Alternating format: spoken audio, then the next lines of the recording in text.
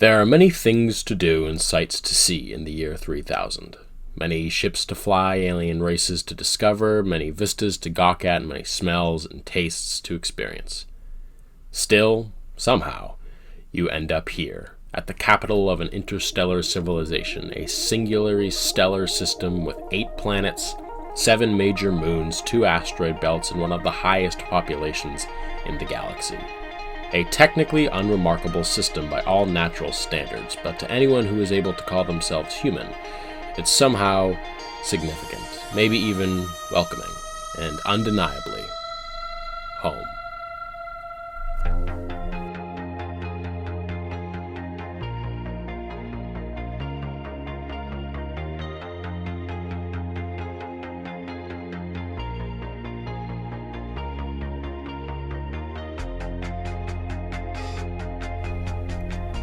Welcome back to History of the Future, everyone. Today I'll be taking you on a tour of the solar system through my processes of concept art and world building.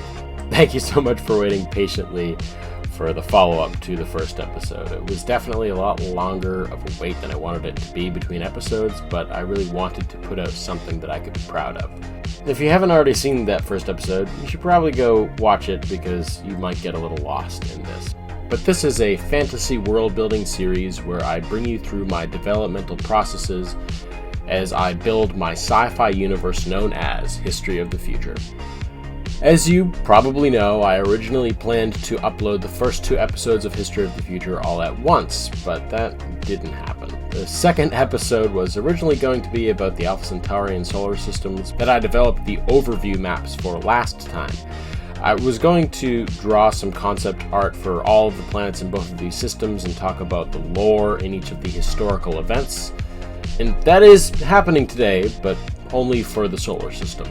I think giving each star system their own episode will both allow me to fully flesh out each of the locations here and prioritize developing every single planet instead of just the major ones. So today, I have over a dozen paintings in store for you, each depicting what it would be like to stand on the surfaces of each of these planets. Well, every planet that is, except for Earth. That's another catch. I'm going to tackle that in a later episode where I go in depth designing all things related to the human race and what it would be like to live in the year 3000.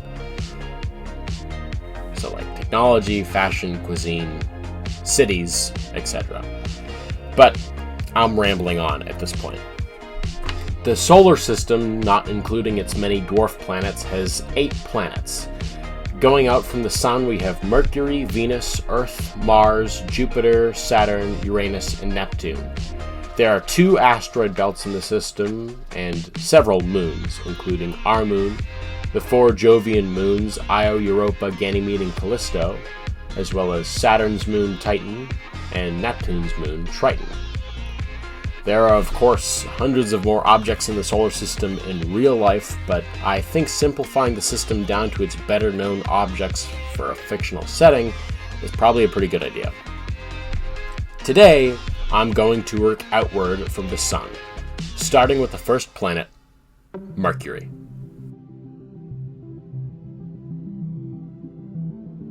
There's not really that much that changes about Mercury between real life and my version of it. Being a largely atmosphereless body similar to our moon, the furthest into the interior of the solar system that you can functionally get, I couldn't imagine a reason for anybody to want to settle this lifeless rock.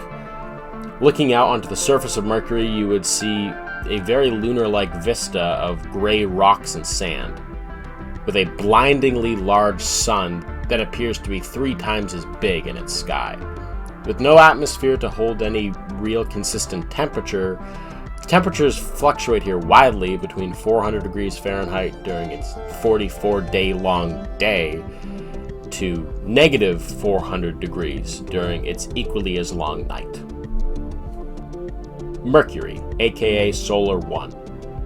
Being almost too small to be officially considered a planet, this featureless rock has never been settled, both due to its relative uninhabitability and also because of its incredible lack of unique resources.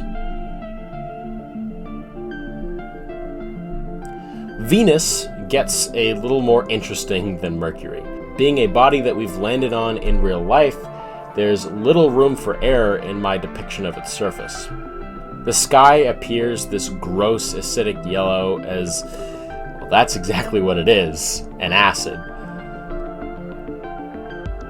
Anything and everything about this planet seems to be designed to kill you. At about 80% the size of Earth, the pressure on its cloudy surface is 80 times that of Earth, so the air would crush you as if you were at the bottom of Earth's oceans. Not only that, but with planet-wide temperatures that rarely drop below 800 degrees Fahrenheit due to its greenhouse gases, you couldn't even land your ship here without it melting in the heat like a chocolate bar. This is probably a good time to introduce an in-universe concept known as the NLZ, or No Landing Zone. An NLZ is a designation given to a dangerous planet by the United Star Systems of Earth, the governing body of the human race, if you remember. I mentioned it last time. It is a list of planets that's been deemed too hazardous for anyone to go on to, as for a period of about 150 years between the 27th and 28th centuries, there began to crop up hundreds of stories of explorers landing on these dangerous planets and then either dying themselves or getting people killed during rescue attempts. How it basically works is, usually, if you get stranded on a planet with no way to get yourself off of it, there are both public and private organizations that specialize in rescuing you and retrieving your ship, as long as the planet in question that you're trapped on isn't an NLZ. If you end up trapped on an NLZ and need help, well, there's no one coming for you. The hazards are just too high, so you can technically land on these planets, there's nothing stopping you, but if you get trapped on them, there you'll stay for the rest of your comparatively shorter than it would be life. Venus wasn't the first NLZ. That designation goes to a moon in the Alpha Centauri system, but Venus is no doubt one of the better known ones. Venus, aka Solar 2. This Earth-sized planet has a thick atmosphere that makes its scorched surface imperceptible from space. It was part of the first slew of planets deemed an NLZ due to its extremely hot temperatures and corrosive acid rain.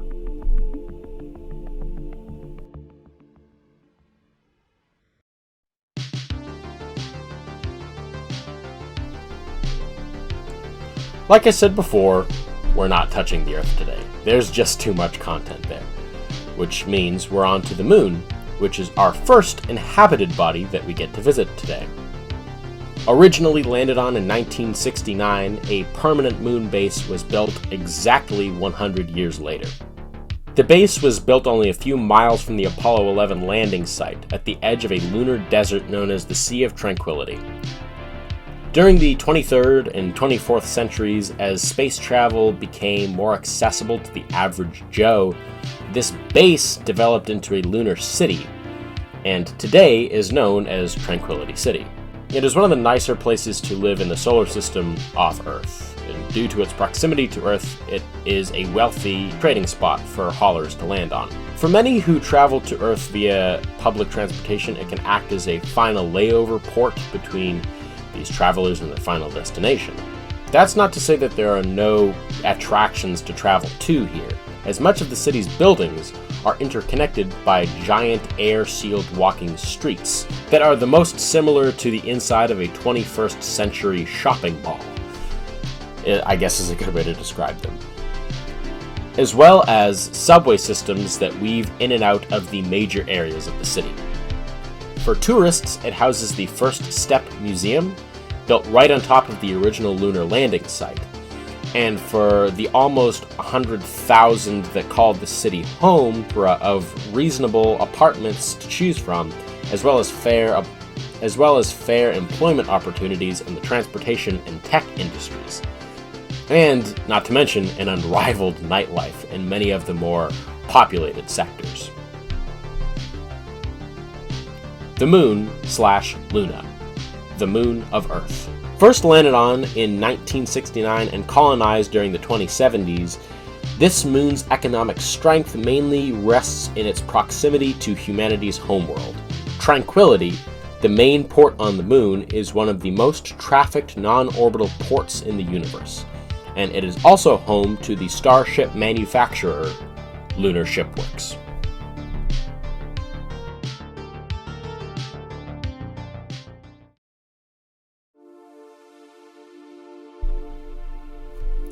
So, Mars is a very interesting and important planet to the human race. And because of that, I'll have more than one conceptual piece for this planet.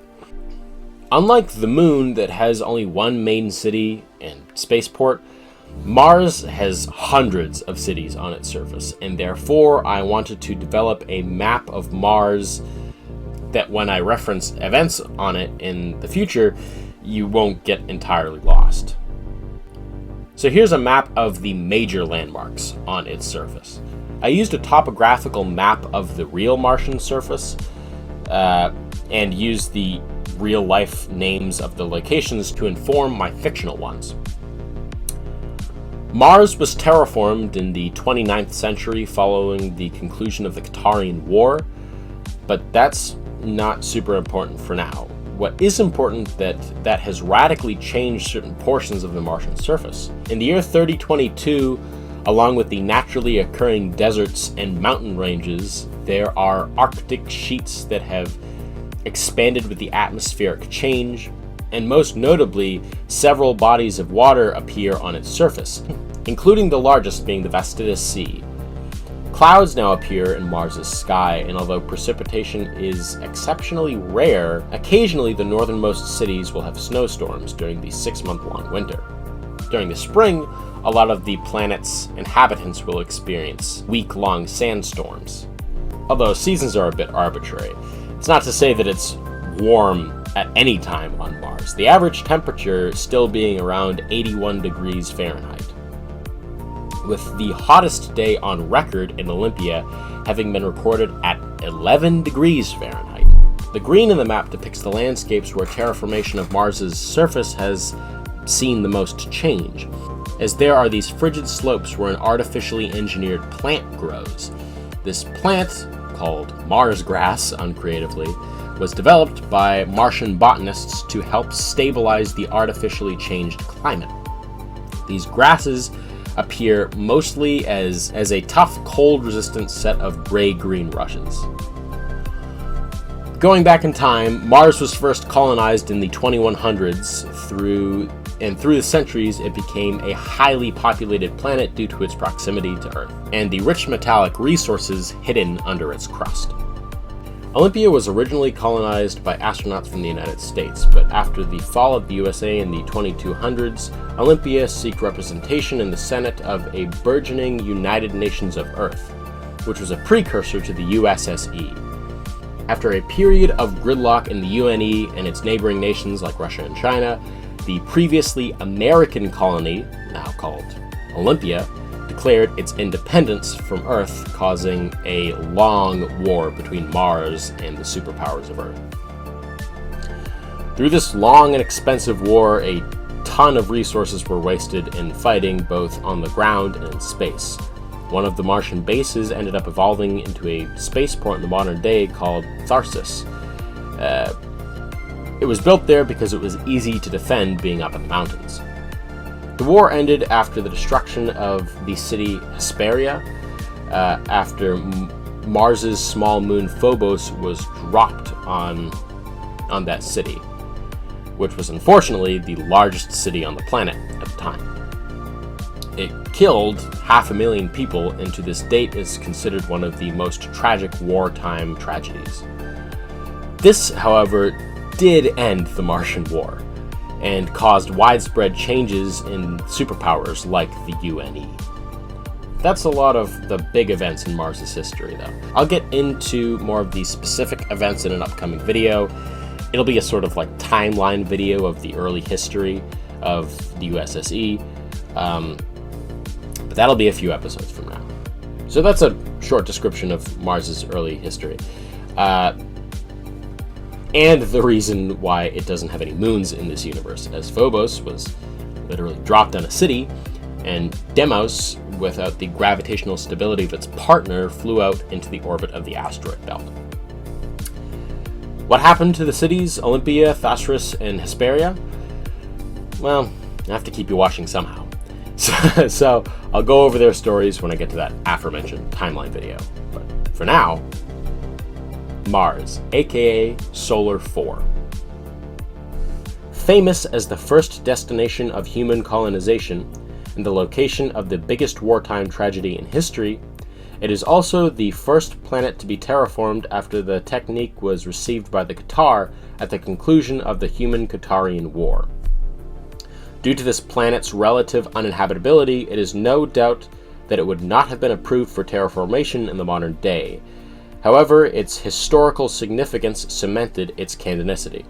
Its red dunes find themselves speckled in tough artificially engineered rushes, and its polar ocean is known locally as the Vastidis Sea.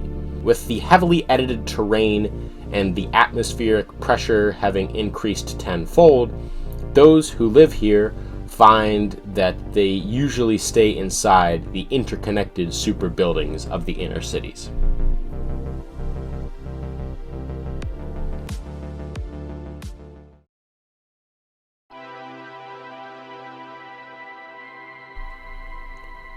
Jupiter and its moons make for an exciting subject, and is the first taste of what I kind of call a themed system of moons, which is a storytelling technique that I've used to develop a lot of the planets in this universe so far.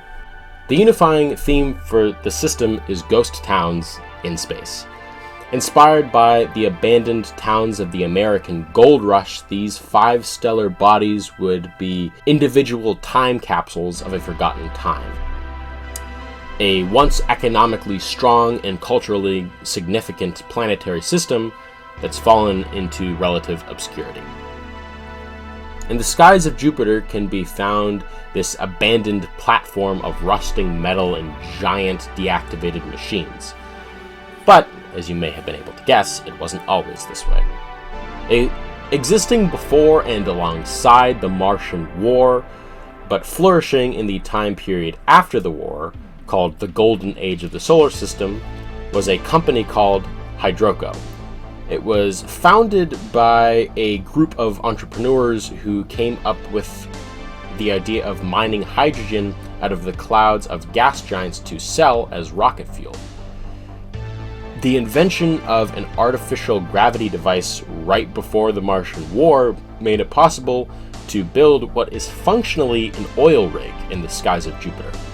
Another benefit to the invention of artificial gravity was that it made space travel far more accessible to the average person, paving the way for the space fuel industry to flourish. And so it did. For a multitude of reasons, Hydroco ended up with a monopoly on this commodity, as it was both dangerous work and prohibitively expensive to start. Not to mention that in those days, it was a month-long journey to even get out to Jupiter. So Jupiter was functionally the only accessible gas giant for corporations to mine. And, Hydroco got there first. That changed, however, after the invention of the NLS, an engine that allowed single starships to reach near light speeds, cutting travel times to the outer solar system down from weeks to only hours. This allowed for a few things to happen that I'll explore in a bit, but one thing it did was it stabilized the market so that new companies could start mining gas. One of them, unsurprisingly calling themselves New Gas, set up their own rig on Saturn. Jumping forward to the 26th and 27th centuries with the expansion of humans into other star systems, Hydroco eventually collapsed as it couldn't keep up with all of the other competitors setting up on newly discovered gas giants, with comparatively safer conditions than the stormy skies of Jupiter. So they lost sales due to how expensive they were, and they lost employees because of the dangerous conditions. So after the fall of Hydroco, their old gas rig sits abandoned, still floating above the frigid hydrogen clouds of Jupiter's stormy atmosphere. Jupiter, aka Solar 5. The mostly hydrogen-based atmosphere of this gas giant was an attractive target for the earliest hydrogen gas miners. The first ever mining rig was built there by the now defunct company Hydroco. After new gas giants with safer atmospheres were discovered, and workers left to go find safer workplaces there, the Hydroco station in Jupiter's skies were abandoned and left to rot. The possibly unstable platform has been deemed an NLZ, and the airspace above the planet is a highly restricted flight zone by the military checkpoint orbiting the planet. Jupiter has 4 moons, and with them we'll explore the other effects that the invention of the NLS engine had on the planetary system, starting off with the first moon, Io. Io is a fascinating moon in real life. In fact, all of Jupiter's moons are, but this moon, that looks like a ball of moldy cheese from afar, is basically as close to the Star Wars planet Mustafar as you can get in real life. Its surface is covered in sinkholes caused by heavy volcanism, and through these shifting features and its amazing eruptions into outer space, its surface is constantly morphing and changing shape. In History of the Future, this amazing real-life landscape remains, and therefore the early solar system travelers loved to come and see these sinkholes on Io. Alongside the Hydroco company, a myriad of other companies came to call Jupiter home, including several cruise liners. As the price of fuel fell post-NLS, huge groups of space tourists coming from Earth and Mars and the Moon flocked to many of these large companies that would take them to see the sights of the solar system. One of the most common types of trips during this time was a 2-week tour of Jupiter's planetary system, where you could go see the sights like the sinkholes and volcanoes of Io and take place in regulated spacewalks between landing on the moons.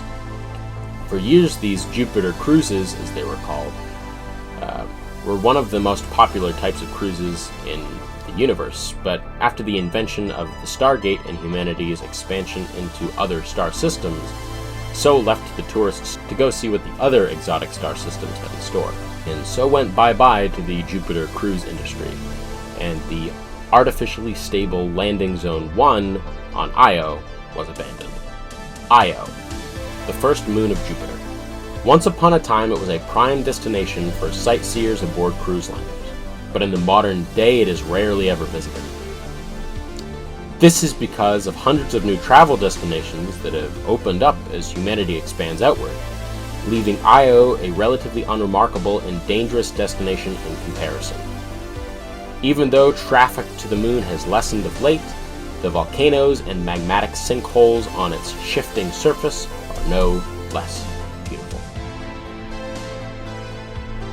Jupiter's second moon, Europa, is another fascinating moon. It's composed mainly of water ice. This acts as the moon's crust, and under it, most scientists agree that there lies a subterranean sea. Originating in its briny sea, geysers shoot out of the cracks in the icy crust and sublimate off into space. This, of course, acted as another one of those fascinating moons for travelers to go to. However, like Io, very few people find it interesting anymore. So the landing zone, Point Cairo, is too left abandoned by biological life, at least. It does have an automated air traffic control, however, if you do want to go see the geysers of Europa. But again, tourists there are relatively rare.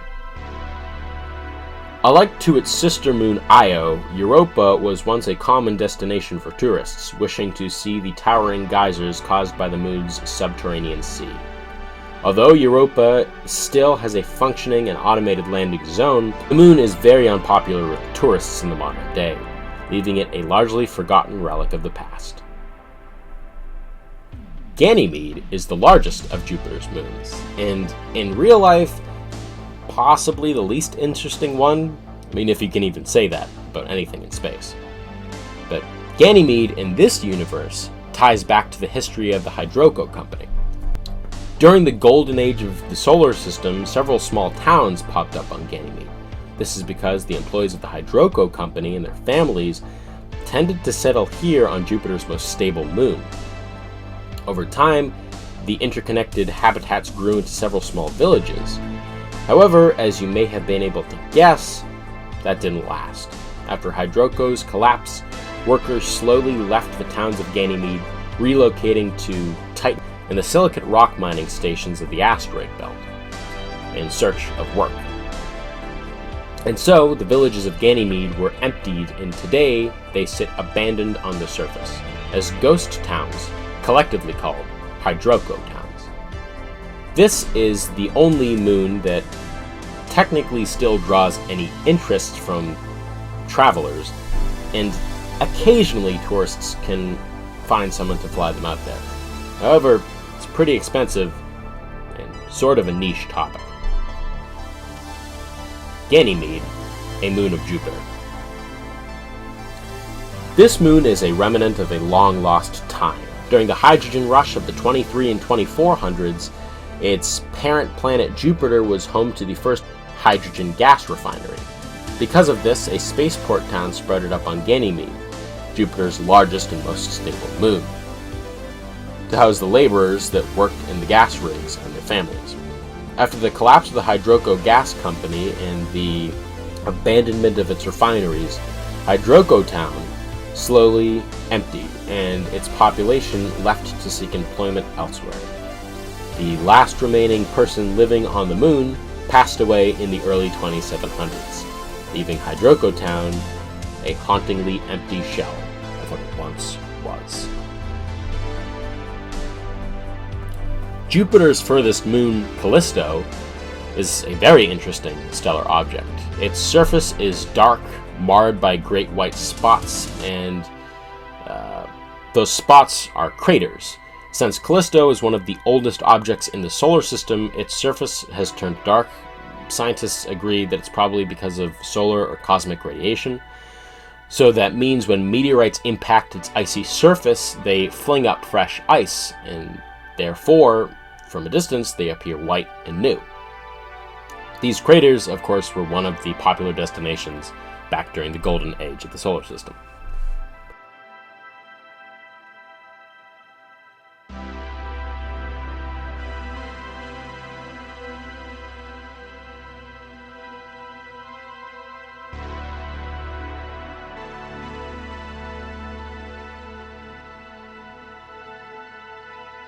Callisto, a moon of Jupiter. Callisto is one of the oldest bodies in the solar system, making its surface appear dull. Therefore, when fresh ice is blasted up from its surface during a meteor strike, it causes beautiful white speckling craters that can be seen from afar. The sites of the icy crater fields on its surface used to be a prime destination for tourists wishing to go see the sights of the solar system.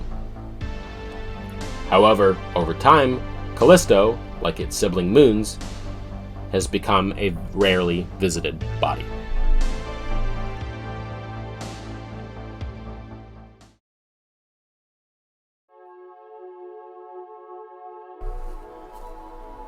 With Jupiter's lore done, Saturn's lore is already kind of halfway written.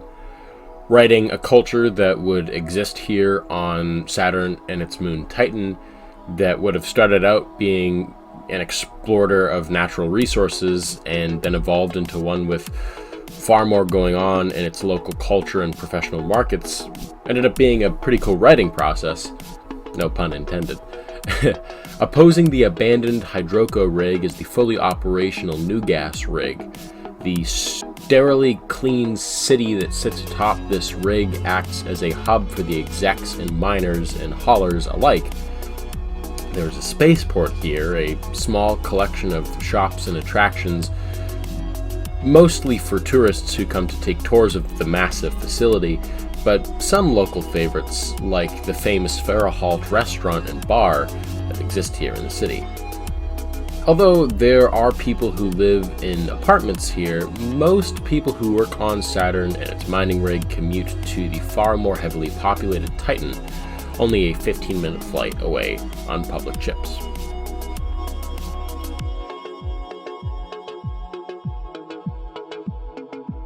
Saturn, aka Solar 5. This gas giant is possibly most famous for its set of beautiful icy rings. However, to the people who live here on Saturn and its moon Titan, Saturn, acts as the main economic draw to the celestial pair.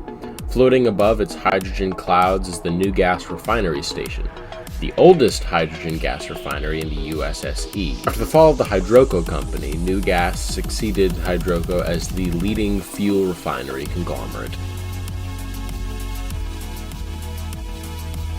Titan is such a unique moon, and one of my favorites to learn about. In real life, the moon has a thick atmosphere of nitrogen and methane, and as such has air pressure that hosts an environment comparable to Earth, just frigidly cold. It is the only body besides Earth to have surface oceans. Although it's so cold out there, they're most likely lakes of ethane and methane.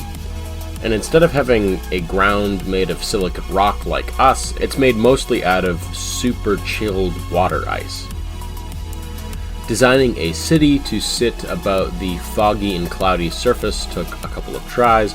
I'm really happy with how it turned out. So much so that I went on to draw out a map for Titan like I did with Mars, as even though there is only one spaceport, there are multiple cities and landmarks here too.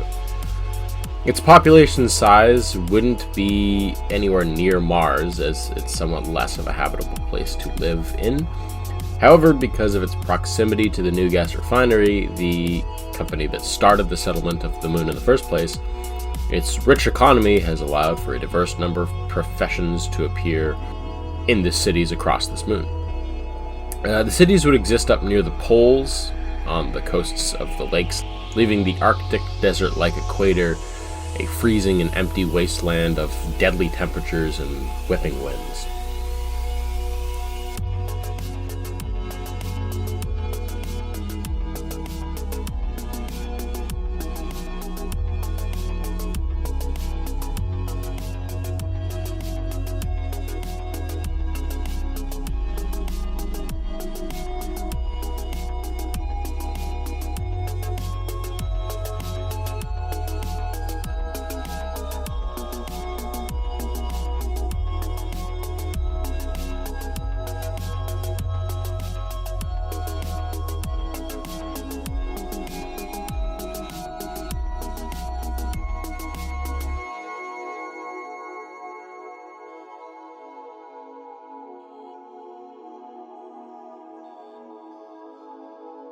Titan, moon of Saturn. This terrestrial body was initially founded by the infant conglomerate that would eventually become New Gas, and the pursuit of accommodable wages is what brought workers and their families out to this moon in the first place. In the modern day, the culture of the biggest city, Kraken, named as such as it's on the shores of the Lake Kraken-Mare, has evolved far beyond a simple mining town and become a bright and bustling city with a multifaceted culture. It boasts the third highest population in the solar system, but that's not to undersell the challenges that go about living in a world like Titan, as the dark days and bitter cold takes a certain type of person.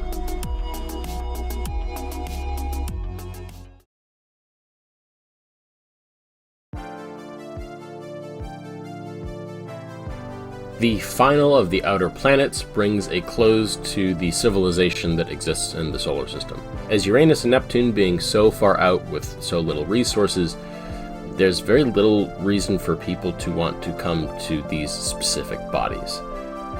Uranus is the less popular of the two, being the furthest away from any populated point in the system. It, however, can often be seen out of ship windows midway through the flight to the 61 Cygni system Stargate. Very occasionally people do take flights to Uranus itself, as it is known for its vertical facing rings and its beautiful auroras. Like in real life, its axis is flipped completely on its side, facing its north pole towards the distant sun. Uranus, aka Solar 7. This largely unimportant planet is seen mostly as a neat landmark on the flight from the solar system to the 61 Cygni system. Very occasionally, this planet, tilted on its own axis by 90 degrees, can be the subject of tourists' trips to see its beautiful atmospheric aurora.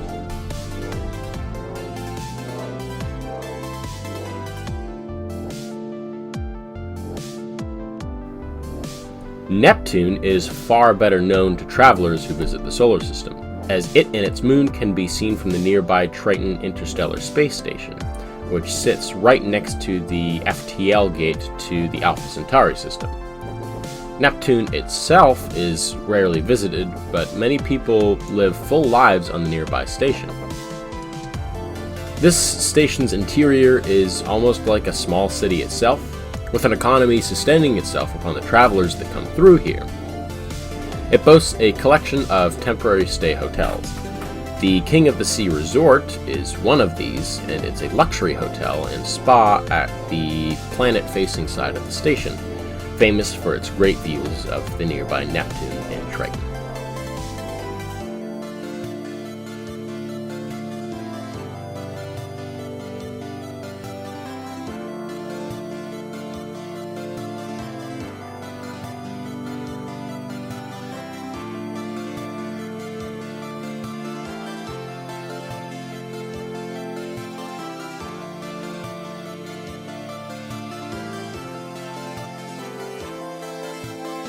Neptune, aka Solar 8.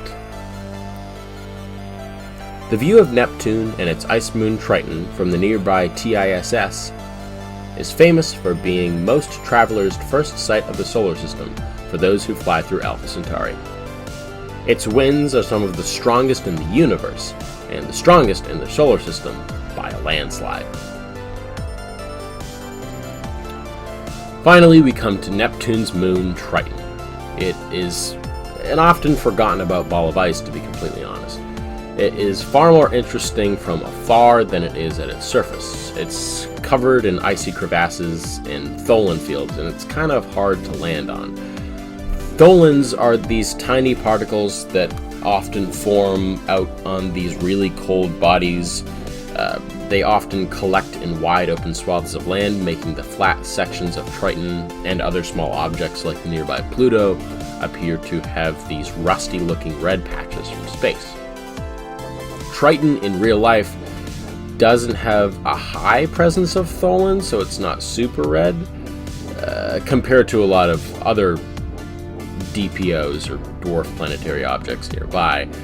However, it is a natural accumulative process that does take place on its surface, so I feel like it's not a stretch to say that 1,000 years into the future, it may have a higher concentration of these tholins.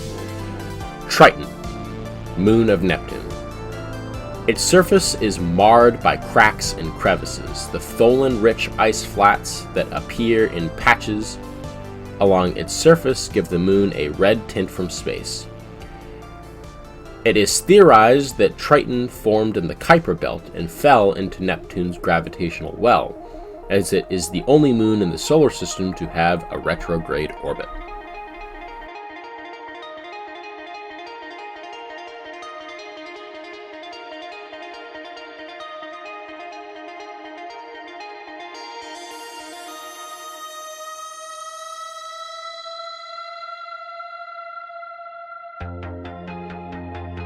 So that was the solar system, site of the fall of Hydroko and rise of new gas, the tragedies and triumphs of the Martian war for independence, and most importantly, the homeworld of the human race.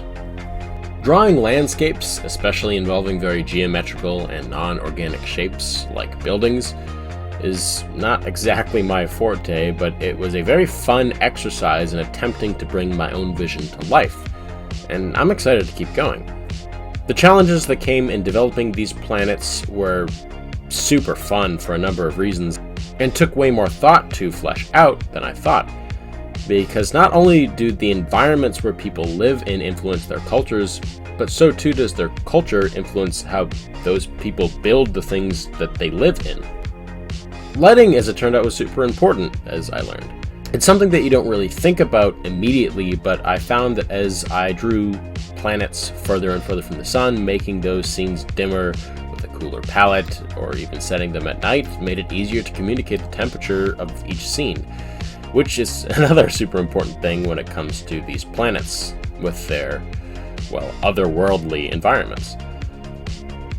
With planets like Mars and Titan, who have a red and orange palette respectively, that presented a particular challenge to make look cool, as these colors are usually considered hot colors. It's a fun challenge all around, and I'm super excited to go forward. I tried to remain as accurate as possible to real life, both with how these planets may look at their surfaces and how each individual culture on each planet may grow to differ due to each of these bodies' unique environments. The same will definitely go for the Alpha Centauri system, which has its own unique set of challenges, both natural and man-made, so you can expect that next time. After that, I'll go into developing planet Earth and the human race in the future, and then I'll be making a timeline video to really flesh out the stories of these two star systems in the early days of humanity's expansion into space. So expect those coming in the near future. So, I hope you're all as excited for that as I am. I'll meet you next time in the Alpha Centauri system. And if you like this video and want to see more like it, then subscribe and turn on the bell to get notified when I upload next.